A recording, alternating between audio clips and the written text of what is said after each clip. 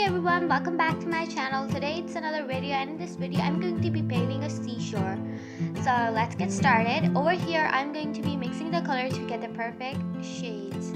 Okay, so first of all there is a Persian blue, and next to it I'm making a color for the sea, like the main color. So I added cerulean blue, viridian, and white, and yeah.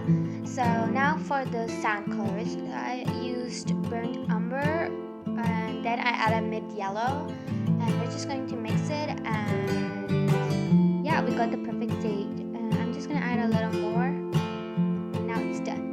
So for the sand color, I'm using mid yellow plus the color I made, which is next to it, and you just need to add a little more white in it, and then it's all done.